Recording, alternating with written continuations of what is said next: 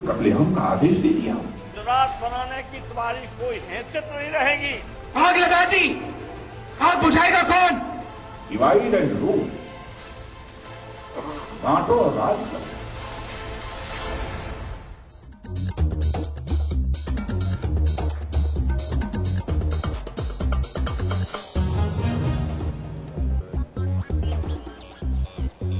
नमस्कार, मैं हूं अजय कुमार।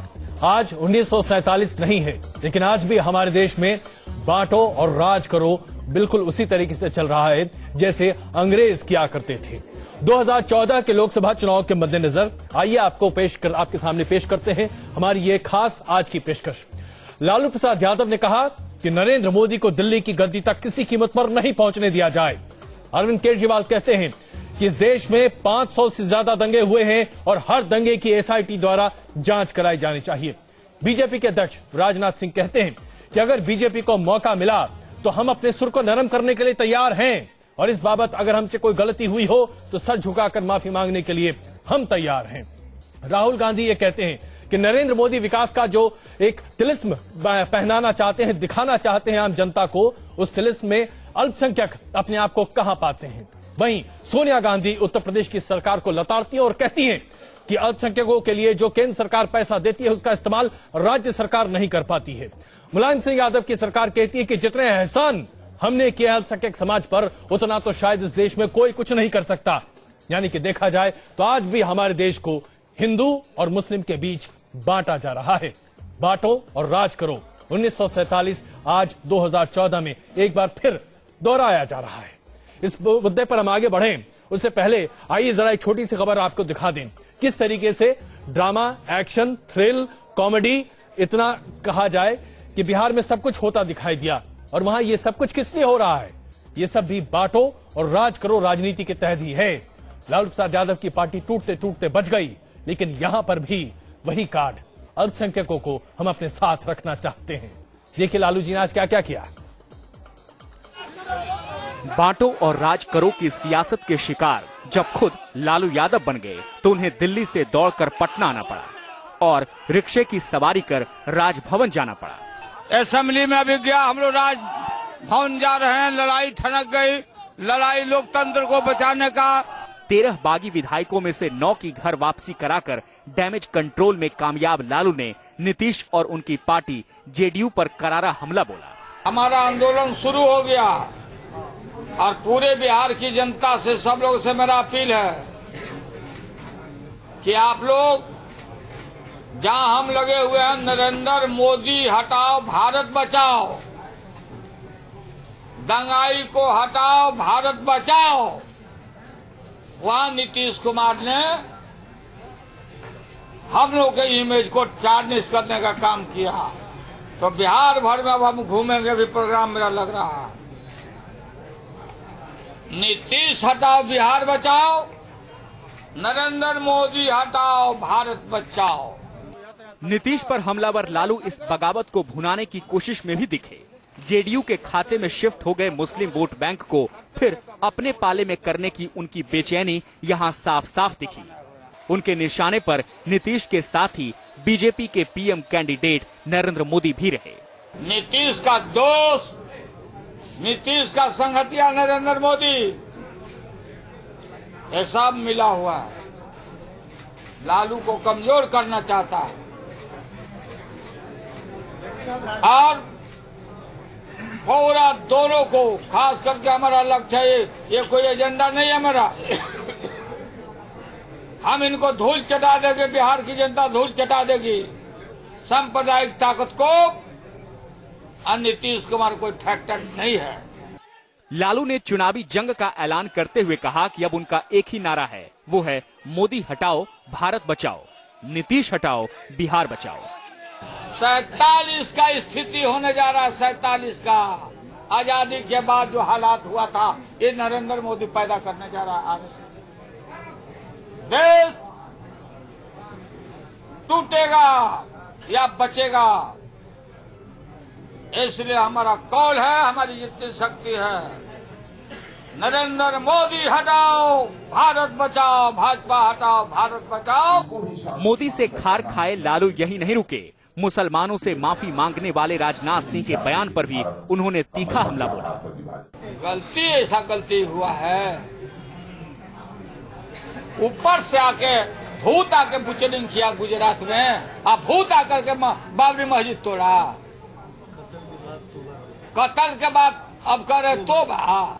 बिहार में सियासी जमीन तलाश रहे लालू के ये तेवर बता रहे हैं कि एक बार फिर वो अपने MY समीकरण को भुनाने की कोशिश में लग गए हैं। इसीलिए वो खुद को नीतीश के मुकाबले मुसलमानों का सच्चा हमदर्द साबित करने की कोशिश में जुटे हैं। पॉलिटिकल लड़ाई लड़ना है, चलो फरियालो, नरेंद्र मोदी हटाओ, भारत बचाओ, ये देश चलाना चाहता है यार है नरेंद्र। ये अब दंडवत करता है, नौ बात बोल रहा नीतीश, हम बीजेपी से कभी नहीं करेंगे, बीजेपी से कभी नहीं करेंगे। तो क्या किया था? रो रहे हो, घूम रहे हो बिहार में कि हम बीजेपी को नहीं छोड़ा, बीजेपी छोड़ दिया। जेल से बाहर आने के बाद लालू को पहली बार इतना मीडिया अटेंशन मिल रहा है। इसका इस्तेमाल वो पार्टी कार्यकर्ताओं में जोश भरने के साथ साथ सियासी दांव साधने में भी कर रहे हैं। Team news nation. तो लालू प्रसाद यादव ने न सिर्फ अपने कुनबे को बचाने की पुरजोर कोशिश की, लेकिन एक नया नारा भी दे दिया, नरेंद्र मोदी हटाओ, देश बचाओ, भारत बचाओ। अब आप खुद ही सोच लीजिए, क्या वाकई में सांप्रदायिकता हमारे देश में इतना बड़ा मसला है, या विकास सबसे ज्यादा होना चाहिए एजेंडे पर? लेकिन ऐसा लगता है कि हमारे नेता इसे मानने को तैयार नहीं है। बहस करने के लिए आज हमारे साथ मौजूद हैं, हमारे साथ मौजूद है डॉक्टर फहीम बेग, जिन्होंने प्रधानमंत्री की सभा में अपनी आवाज बुलंद करने की कोशिश की थी। हमारे साथ तस्लीम रहमानी साहब मौजूद हैं, जो इस वक्त अपनी बातों को सामने रखेंगे। साथ ही साथ हमारे साथ मुस्लिम समुदाय के एक बहुत बड़ा वर्ग यहां पर मौजूद है स्टूडियो में, जो लगातार अपनी बातों को भी सामने रखेगा और नेताओं से सवाल जवाब करता हुआ दिखाई देगा। समाजवादी पार्टी, जो अपने आप को अल्पसंख्यकों का रहनुमा मानती है, उसका प्रतिनिधित्व कर रहे हैं मुकुल नवाब साहब, जो इस वक्त हमारे साथ मौजूद हैं। बीजेपी से जयनारायण व्यास जी हमारे साथ हैं।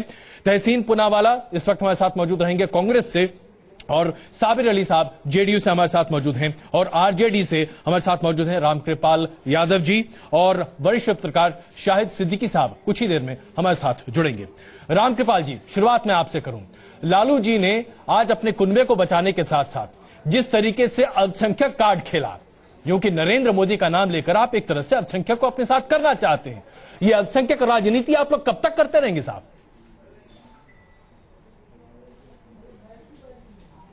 देखिए, राष्ट्रीय जनता दल के जहन में जब से राष्ट्रीय जनता दल की पैदाइश हुई है, तब से साफ स्टैंड रहा है कि हम सेकुलर रहे हैं मिजाज के, और हमारी नीति रही है सेकुलर। सामाजिक न्याय और सोशल जस्टिस और सेकुलरिज्म, ये हमारे रहा है, और हम कोई दिखावे के लिए नहीं जी, जब कभी भी मौका आया है पूरी मजबूती के साथ सेकुलर ताकतों को मजबूत करते रहने का काम किया होगा, करते रहे हैं। और मैं समझता हूं कि अभी हाल के दिनों में आपने देखा होगा कि पूरे सेकुलर जमात को एक करने के लिए लालू प्रसाद यादव जी ने हर संभव प्रयास किया है। देश जल रहा था, अडवाणी के सांप्रदायिक रथ, किसी ने ताकत नहीं थी, बहुत सारे प्रदेश के मुख्यमंत्री थे, रामकृपाल जी वो हिम्मत नहीं की। रामकृपाल जी वो 1992 था, ताक पर रख करके, और अडवाणी के उस बिल्कुल जो देश को जलाने वाली रथ थी, उसको रोकने का काम किया। 1989 से 1992 का वो दौर था। नहीं करते हैं, आज हमारा देश बदल चुका है। क्या 2014 में आप एक बार फिर 1979 और 1992 को दोहराना चाहते हैं? क्या आज बीती बातों के आधार पर, क्या 1947 के आधार पर आज भी वोट मांगने के लिए तैयार हैं? हालात आज बद से बदतर हो रही है। उस समय से भी, अडवाणी के जमाने से भी, अडवाणी के शिष्य नरेंद्र मोदी जिस तरह से पूरे देश में सांप्रदायिकता को उन्माद फैलाना चाहते हैं अपने वोट बैंक के लिए, सत्ता को प्राप्ति करने के लिए, और देश की एकता और अखंडता पर जिस तरह से चोट पहुंचाने की कोशिश की जा रही है, और देश की सेकुलर ताकत एक झंडे के नीचे नहीं आई तो देश टूट जाएगा। बिल्कुल, और ऐसे में आप मानते हैं कि जेडीयू न सिर्फ आपकी पार्टी को तोड़ रही थी, बल्कि सांप्रदायिकता को बढ़ावा दे रही है। साबिर अली साहब को मैं जरा शामिल करना चाहूंगा। साबिर अली साहब, न सिर्फ आपके नेता पर यह आरोप लगा कि आप आरजेडी को तोड़ रहे हैं, बल्कि यह भी आरोप लग रहा है कि आप नरेंद्र मोदी का रास्ता दरअसल मजबूत कर रहे हैं। तो जरा आप लोग आपस में तय कर लें, आप भी अल्पसंख्यक वोट अपने हाथ में रखना चाहते हैं, आरजेडी भी अल्पसंख्यक वोट अपने हाथ में रखना चाहती है, आप दोनों अल्पसंख्यक के रहनुमा हैं। भाई कितने रहनुमा चाहिए अल्पसंख्यक को? अजय जी, रहनुमा कौन होगा और कौन नहीं होगा, कौन बनना चाहता है, ये बड़ा मुश्किल है इस देश में तय करना। और मैं समझता हूं कि मैं अपने बात को आगे बढ़ाऊं, आपको एक शेर सुनाना चाहता हूं, उससे बहुत कुछ झलक के आ जाएगा। एक शायर ने कहा कि अब दोस्तों और दुश्मनों में फर्क है इतना, किसी के हाथ में खंजर, किसी का हाथ खंजर है। देखिए, लेकिन सबसे ज्यादा इस देश में कांग्रेस ने राज की। सुन लीजिए, आपने सवाल किया तो मैं वहीं आता हूं। मैं अपनी पार्टी पे, आपको मालूम है कि मैं सवालों से नहीं भागता, आप जो सवाल पूछे जवाब मैं वहीं आके दूंगा जी। रहनुमा कौन बनता है, कौन नहीं बनता है, कौन बनेगा, ये वक्त और वक्त के हालात के हिसाब से तय की जाती है। और जो लोग हैं वही तय करते हैं, चाहे वो मुलायम सिंह यादव हो, हमारी अपनी पार्टी हो, लालू जी हो, कांग्रेस हो, रामविलास जी हो, देवी गौड़ा जी हो, या दूसरे हो। आप साउथ में भी चले जाइए, वहां भी लोग हैं। लेकिन सवाल इस बात का है कि 68 साल के आजादी के बाद, चूंकि आपका मुद्दा उसी पर है, इसलिए मैं वहीं आ रहा हूं। जी, आप बहुत लंबा आ रहे हैं, हमारे पास बहुत सवाल हैं साहब, इसलिए मैं चाहूंगा कि संक्षेप में आए। बहुत सारे सवाल हैं, बहुत भूमिका ना बांधे। आप बोलिए वही संक्षेप में, आप जो कहें मैं बस संक्षेप में बताइए साहब। संक्षेप में जवाब दे दूं अगर आप नहीं सुन। बिल्कुल संक्षेप में बताएं प्लीज। आप अपने संक्षेप में अपने सवाल कर दीजिए, मैं संक्षेप में जवाब। संक्षेप में ही पूछा आपसे, मैंने सिर्फ ये पूछा बताएं कितने रहनुमा हैं। आप और आरजेडी आपस में तय कर लें, आप लोगों में कौन कितना बड़ा है। हमको और आरजेडी को तय करने की जरूरत नहीं है कि कौन बड़ा है कौन छोटा है, ये वहां की आवाम तय करेगी। चलिए, हमारे कहने से आवाम न तय कर लेगी न छोड़ देगी, आवाम तय करती है। चलिए जी, रामायण साहब, मैं एक छोटा सा यहाँ तक इनका दल आरएसएस और भाजपा नरेंद्र मोदी को नेता माना है। सवाल पूछिए ना, पूछिए रामकृपाल जी। मैंने तो बीच के साथ कैसे प्रेम चलता रहा इनका सत्ता का। साबिर अली साहब, एक छोटा जवाब है। अब ये नए सेकुलर बन रहे हैं। देखिए रामकृपाल जी, सेक्युलर की अगर सर्टिफिकेट किसी से कोई न ले सकता है न दे सकता है, उसके कारनामे बता सकते हैं। ये सच है कि नीतीश कुमार 8 तो कारनामे आपके बता रहे हैं कि नरेंद्र मोदी जब आप सुन लीजिए, जब वहां हमला कर रहे थे, हमला करवा रहे थे, लोगों की जान ले रहे थे, तो आपके नेता उनको सर्टिफिकेट दे रहे थे कि देश के प्रधानमंत्री। आप कम से कम धैर्य तो रखिए। नीतीश कुमार जी का नीतीश कुमार ऐसा शख्सियत है कि हकीकत जब गुजरात में जिस तरह से दंगे और फसाद किए जा रहे थे, उसके मुद्दे चलिए कभी आगे नहीं। एक बात तो तय है, मैं अगर आप दोनों के बीच में आऊं, एक बात तो तय है, आप दोनों एक दूसरे पर आरोप प्रत्यारोप लगाकर यह सिद्ध करना चाहते हैं कि आप दोनों बड़े खैरख्वाह हैं अल्पसंख्यक समुदाय के। जरा इस चर्चा को आगे बढ़ाते हैं। मैं क्षमा चाहूंगा आप दोनों से, मैं आप दोनों से क्षमा चाहूंगा, रामकृपाल जी और साबिर अली साहब, प्लीज आप दोनों से क्षमा चाहूंगा। आइए जरा बहस करते हैं पहले इस मुद्दे पर। रामकृपाल जी और साबिर अली साहब, आइए जरा बहस को आगे बढ़ाते हैं। जयनारायण व्यास जी, क्या आप मानते हैं कि नरेंद्र मोदी एक ऐसा ध्रुव है जिसके आधार पर तमाम लोग एकजुट होते दिखाई दे रहे हैं? और जिस तरीके से आज आपके अध्यक्ष राजनाथ सिंह ने कहा कि अगर हमसे कोई गलती होती है तो हम उसके लिए माफी मांगने को तैयार हैं, क्या 2002 के दंगों के लिए आप माफी मांगने के लिए तैयार हैं?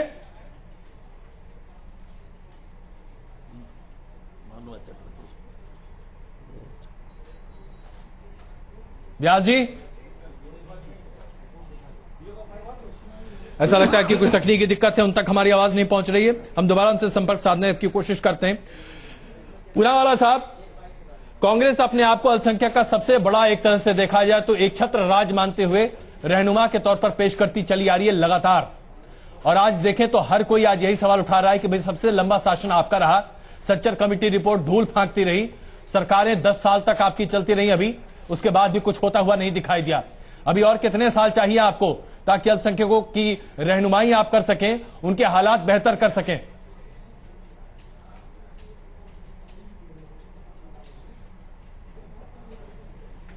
और केवल माइनॉरिटीज के लिए, सभी जाति सभी धर्म के लोग के लिए अगर कुछ कर रही है, जो एक इंक्लूसिव पार्टी है वो है कांग्रेस। बाकी और कोई पार्टी नहीं है जो इंक्लूसिव है, जो सारे धर्म सारे जात के लोगों को साथ ले चलती है जी। हाँ, कहीं पर कुछ कठिनाई आती, जैसे आंध्र प्रदेश में कांग्रेस शासन ने मुसलमानों के रिजर्वेशन की अब वो बात सुप्रीम कोर्ट में चैलेंज हो चुकी है, लेकिन अगर आप